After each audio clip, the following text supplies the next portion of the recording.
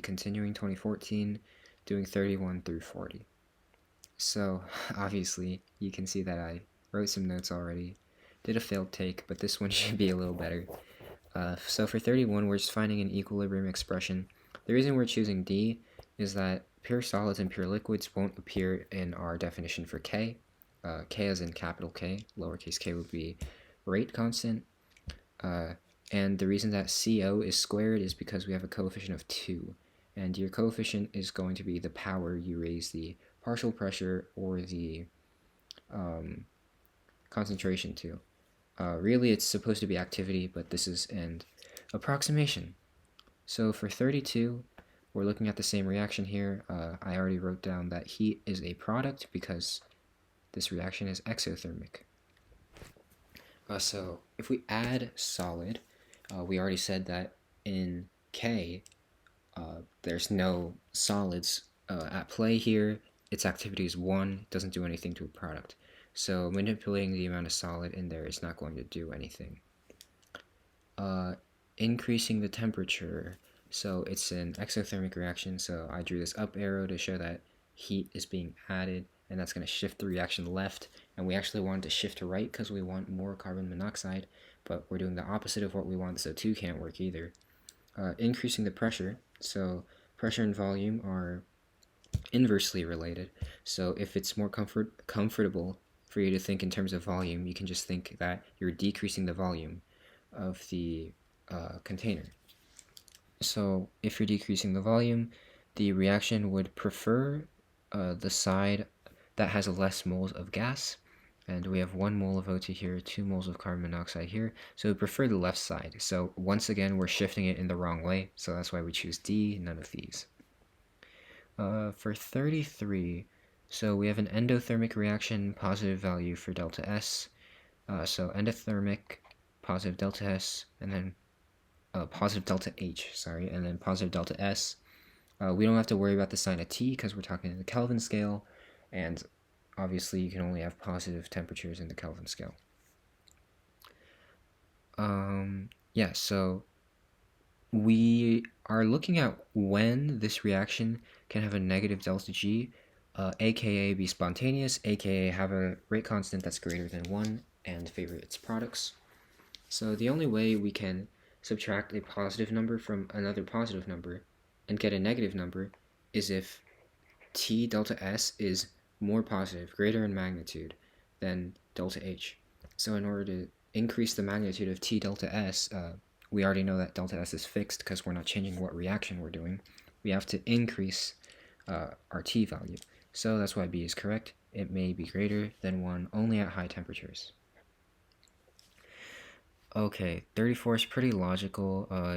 It's probably just common sense by now for you to see that acid deprotonations get weaker and weaker for polyprotic acids as you go along.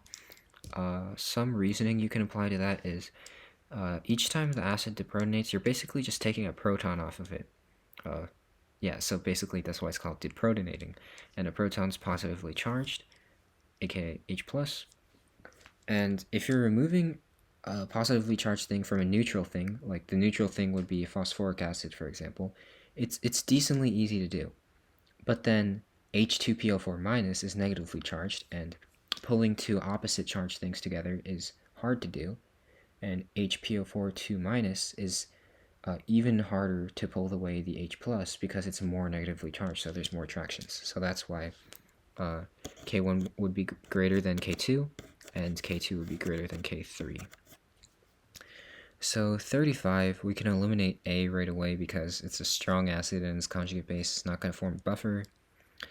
D, no idea why it's an answer choice. You just have, like, the only overlapping thing between NaOH and NaCl is Na+, and that doesn't contribute to the pH of a solution. So you're going in between B and C. The reason you would pick B is that we're talking about the Henderson-Hasselblack equation that determines the pH of a buffer solution. We basically have this. pH equals pK plus log of the ratio of base to acid. We want the pH to be under 7, so basically acidic. HF pKa refers to the pKa of the acid. HF is obviously an acid. It's acidic, so it's going to have a pKa under 7. So, by that logic, if you just add a little bit of NaF, it's not going to increase in pH that much. It's going to stay under 7, well under 7 actually. But NH4, Kb of NH3 is 1.8 times 10 to the negative fifth, so NH4 has a Ka of like 5.5 repeating times 10 to the negative 10th. That's like 9 point something something. I don't remember exactly. I want to say 4.7, but I feel like that's wrong. But anyways, its pKa is above 7. So that's why we would not choose C and rather go for B. For 36, what is the result when we add this much lead nitrate to this much sodium chloride? So here you just be doing a Q reaction quotient method. So if we try this out, let's see. Okay, so basically you're adding equal volumes, so you can just divide the molarities by 2. So you have 0.02 m PbNO32, and then you have 0.02 m NaCl. Okay, so now you want to find QSP based on these conditions, so you would be doing 0.020 m. This represents the concentration of Pb2+. And then next we would want Cl squared, or Cl minus squared, so. And then that would come out to, oh, whoops, typed the wrong thing in, 8 to the negative 6th. And that is less than KSP. So if it's less than KSP, we're going to shift, oh, sorry, we're not going to shift at all. I was going to say we're going to shift right in order to increase the concentrations of the aqueous ions, but we don't have anything to shift right with because we don't have extra solid. So actually A would be correct. Yeah. Okay, oxidation number of arsenic in this compound. When you're doing oxidation states, you just want to go from labeling the oxidation states you're most sure of to least sure. Obviously, you're probably going to be least sure of the oxidation state that you're trying to find. So if we look at H2O, we can just ignore this because this is electrically neutral by itself, and we can just look at the beginning part of this compound. I think that's called arsenate. I'm not 100% sure because I don't see it in a lot of compounds. But basically, this is probably K plus, and this is probably NH4 plus. So we have plus 1, and then plus 2, because we have 2 NH4 pluses. So that's plus 3 charge provided by the cations. And so there's no overall charge on the thing. So arsenate, I'm just going to call it that in this video, should have a 3 minus charge on it because there's one of it and it has to completely offset the positive charge provided by the cations. We pretty much know that O is going to be 2 minus, so then arsenic would have to be 5 plus. Okay, so we're just balancing. Okay, looks like redox, so I'll just write it out. I'm not exactly sure what my method is called of balancing redox. I find that half reactions are kind of slow, so I use this method. Somebody taught me it. I just don't know the name of it. But I'll like briefly go over how to do it. So basically, you want to just go over the oxidation states of what's being reduced and oxidized in your head, or you can like write it down above. So basically, manganese is plus 7 here and plus 2 here. So it's gaining 5 electrons, if you will. And then SO4, or just S, sorry, is plus 6 here and plus 4 here. So it's losing 2 electrons, if you will.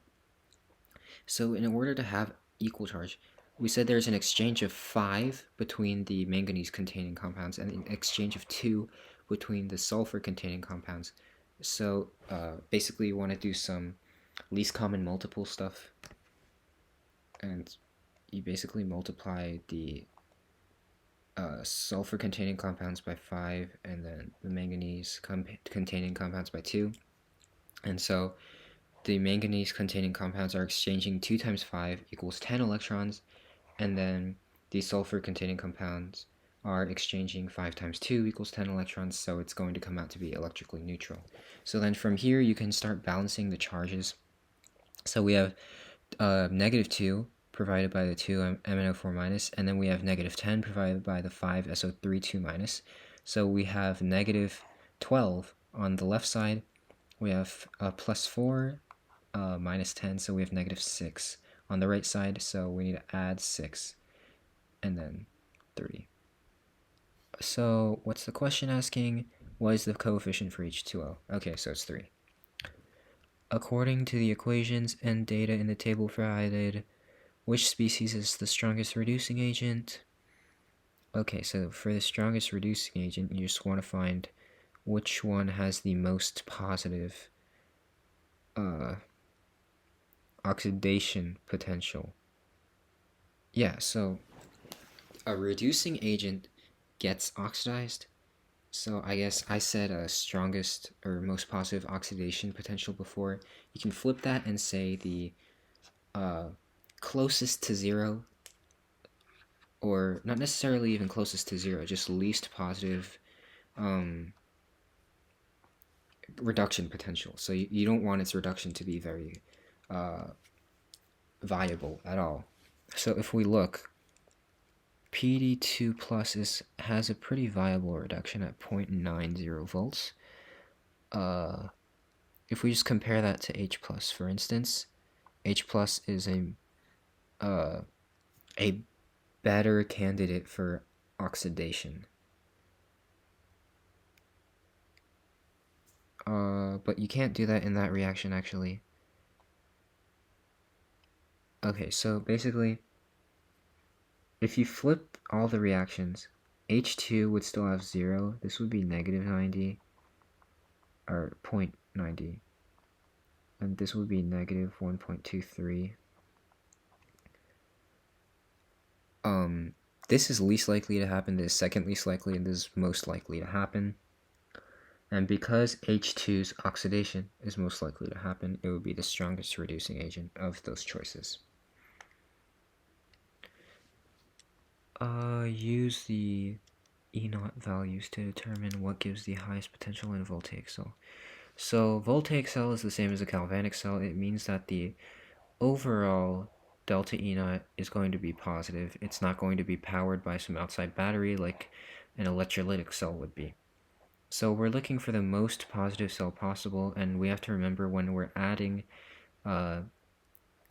voltages together, we're not going to scale by coefficients. It's 1 to 1. Okay, so we can pretty much go from answer choice to answer choice here. So it's the reduction of Zn2 plus and the oxidation of chromium. So that would be 7.44. Oh, I can't do that. 0.744. And then the reduction. So minus points. Why am I messing up these things? But anyways, that would be like negative 0.016. For A, so then we have the complete opposite thing, so we just multiply by negative 1. And obviously, the positive version of a number is higher than its negative version, so we'd cross out A. And here we have the reduction of Zn2 plus and the oxidation of iron. So 0.409 minus... Okay, that's obviously more negative than negative 0.016, so we get rid of C. And here we're oxidizing zinc and reducing iron. So that's like 0.76 minus 0.409, and that's more positive than 0.016, so that's why we choose D. Alright, next video we'll do 41 through 50. Maybe just all of the rest of the questions if there's not that much orgo knowledge I can impart.